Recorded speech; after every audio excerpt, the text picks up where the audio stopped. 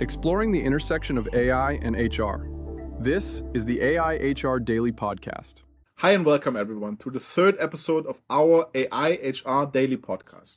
Today we are kind of announcing or starting a mini-series which is around AI across the HR value chain, and more specifically the specific use cases other companies are going for in these sub parts of an HR department, so to say, how they are gaining value, how they are implementing, what they are not going for yet from different perspectives or for different reasons, and what will be possible in the future.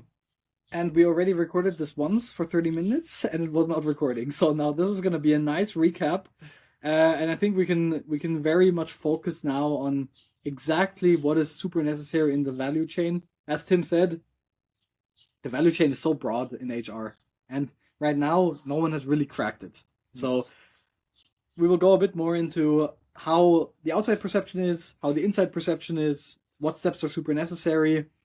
And I think we can kick it off with Tim giving like a quick overview of the value chain. Exactly.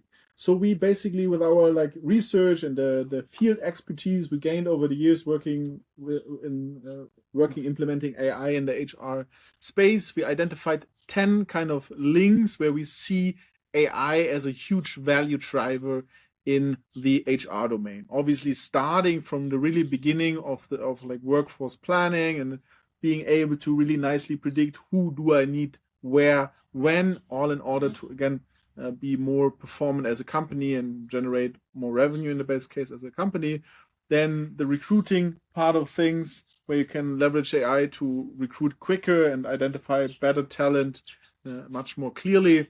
Then the onboarding topic, where you're just able to onboard more efficiently and effective, and also obviously with higher precision and much more data points. Then going further, the learning and development part, the performance management and reviewing part, then also this whole topic about rewards and compensation structures. Am I competitive in the market? Then engagements, are my employees on track to stay with us? Then the whole operations topic around leveraging AI for these more basic reoccurring tasks. And then we have this whole topic around relations, and then obviously offboarding, which is also really, really interesting point where AI can be a huge leverage to understand why are employees leaving the company and what can we do in order to make them stay. But before we go into the different parts in a bit more depth, I would say let's maybe speak about where AI should take the lead in these processes, or in which type of use cases AI should take the lead, and in which kind of parts of the processes the human should be still in charge. And therefore we also would love to share this slide here in a bit more depth. And I think that really shows the slide. So what the slide shows is we have two different aspects. So on the left-hand side, where AI is real, already implemented today, and where on the right-hand side, where actually the human element is still needed.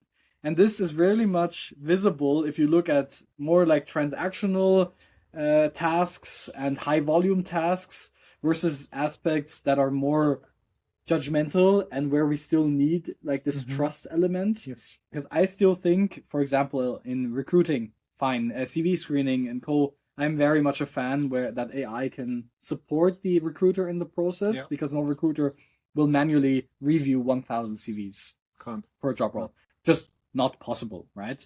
On the other hand, if it's around the decision if this person is a cultural fit, I think the AI is not capable at this point to evaluate, does this person match the vibe of our company that we're going for? Yeah. And this is very important that we have this differentiation, that AI cannot replace everything in this whole value chain. AI can make processes more efficient, especially where it's very much rule-based and it's creation of an offer, creation of a PDF of a contract, of an employment contract, for example. Gathering data from different sources. So all of these topics that don't have high impact and are pretty much low risk can be replaced. On the other hand, we still have a lot of topics around case management and where there will be humans involved. Definitely. Yeah. And I think this is also a great takeaway for CHROs when they think about what to go for first in terms of like use cases, having in mind here, what are the use cases which are kind of low risks in terms of giving the AI not really a lot of power to do things or take decisions, and rather using AI to enable humans to make better decisions, make faster decisions for your company. So I think this is a general advice we can certainly give when you would like to start with implementing AI use cases in the company.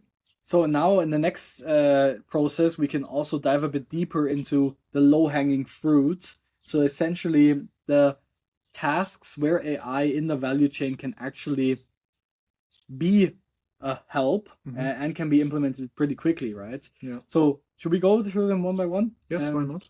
So top left corner, workforce planning is a very straightforward task in terms of implementing AI. I'm not saying that generally workforce planning is an easy one, because companies do tend to overcomplicate it, overstructure it, overplan it even. And then at the end, companies are always too late. So we have the need, and companies know that they actually need to hire someone. Yeah. But then once this process is triggered, it's already too late. And like this also costs a lot of money, right?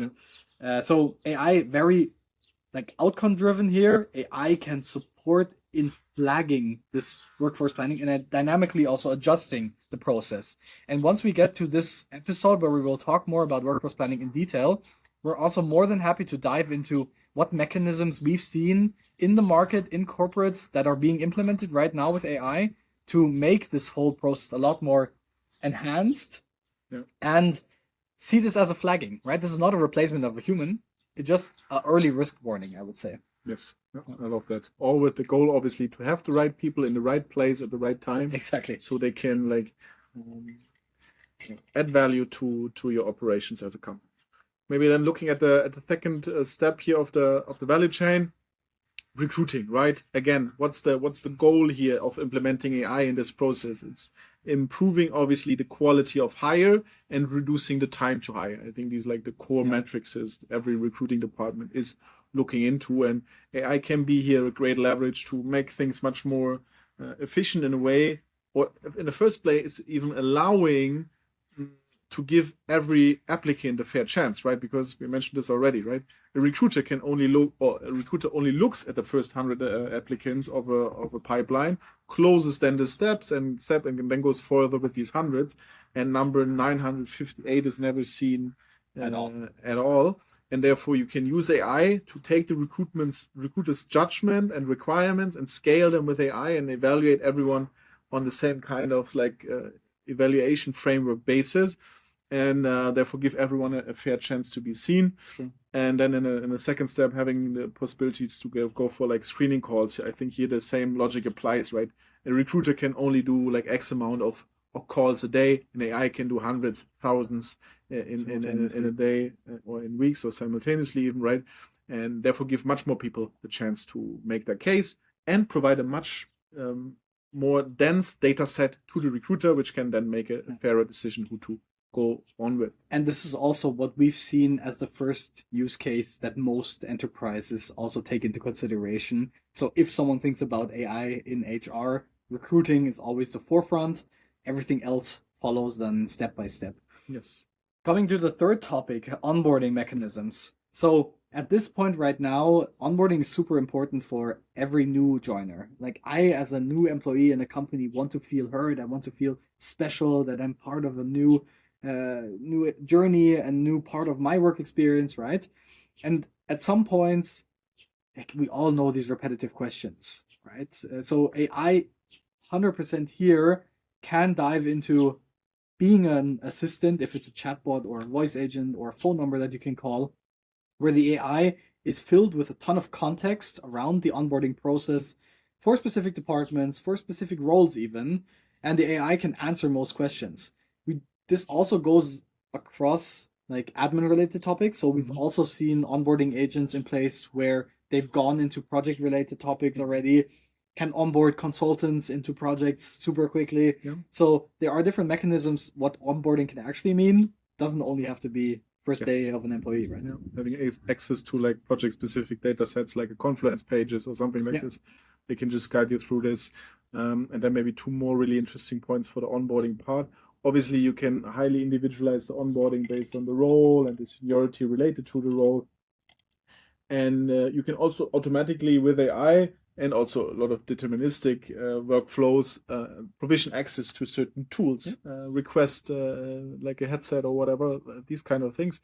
I mean, we all know what a pain it is to set up these environments, getting access to all tools, getting onboarded with all the processes. So huge leverage to, in the end, allow new employees to add value faster in the new company. And I think this is a perfect segue in the learning and development point, where we again have also now the ability with AI to have these learning and development offerings for the individual employees much more tailored, right? So the AI will understand Chris is now working on this project, he has this like education, he has these interests, and therefore this kind of learning path is the right one for him. And while the individual is going through the learning path, the path even can dynamically adjust and unfold the way things are like going in the interactions with the AI, which obviously again improves retention, so people are less likely to leave the company, and they obviously again become more valuable because they sharpen their skill set. So really cool and interesting part as well. And I would have loved to have that in the past, right? Yeah. Really diving deeper into what I actually want to work on and not manually choose my own course that I have to book on. Yeah. The fifth aspect here is around performance management. Also, it depends on the company, but we normally have 1 to 2 cycles per year in the performance management, where we use tools like Lattice and Co. to evaluate performance with peer reviews. See it as like a 360 review of all types of aspects, right? Skills, project related, culturally related, interpersonal related topics. So I think there's a lot of different layers that can be evaluated. Once again here, scanning for bias, as mentioned here on the slide, I like that, where we say, hey, if best friends evaluate each other, doesn't make a lot of sense because you have. But in the performance management review, we've also seen companies implement AI agents for conducting interviews with peers, which makes it a lot easier to type down your performance evaluation of a colleague, right? Do a 10-minute chat. We know that information transfer via voice is a lot quicker than via typing. Yes.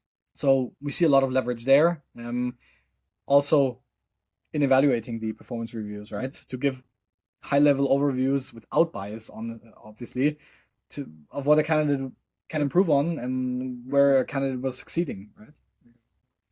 Yeah, I think this is again a really great example how you then, as an individual employee, get much more detailed feedback where you can improve on, and obviously get a much fairer review in terms of like maybe also your compensation for your compensation discussions, which is obviously crucial to everyone. And then perfect segue also into the compensation topic here. This is more kind of like a passive thing, we would say. So we see use cases where AI is basically continuously monitoring the market in terms of like compensation and equity structures for different types of employee personas across like comparable companies from like a size perspective and industry perspective. And this really helps you to map, am I like paying everyone like in a fair manner and competitive compared to the market, which again helps to reduce or improve retention and reduce the fact that people are leaving the company. Then engagement, I think something really similar here, right? So we have the ability to be much closer to the employees, so they can anytime talk to an AI and have the ability to share their thoughts, share feedback, make suggestions for improvement, which again allows to obviously have a really close connection to them and really quickly understand, is this person satisfied, not satisfied, and then have like maybe also an automatic flagging system when someone is about to churn, or if they have like a good idea, and also understand on a bigger scale patterns. So like 10 people out of department X complaining about a coworker or whatever, and it's something which quite nicely can be synthesized if you have the data points across a department or like a company wide, right? Sure.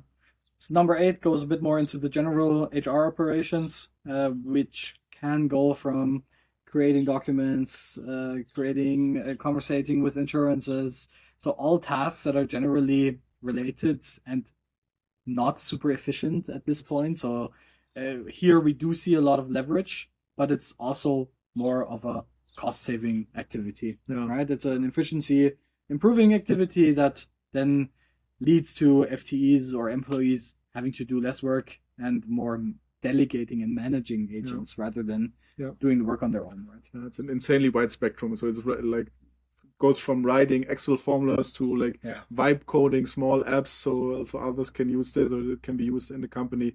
It's a really like a base layer thing, which we actually love as a use case because it's so individual on a company and employer basis. Then employee relations, case management for like incidences, something really, really important. Here you have the option to implement AI in order to have someone which is always available for like a short discussion or to take up with your case. You don't have like a real person in play in the beginning, which might help to lower the barrier to actually go for the case and share the case with someone, as there might be like someone which is like a bit nervous about sharing what happened to him or her. So this is really lowering the barrier here. And again, also a great mechanism here to get more data from more people with AI.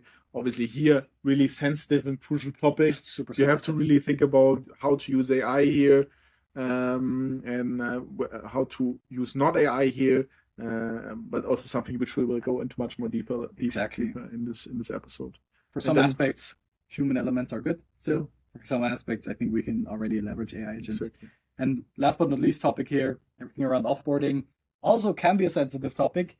But I think that offboarding is super important, not only to evaluate and see flaws in the process, because the offboarding process is there for exactly that reason, to understand why people are exiting.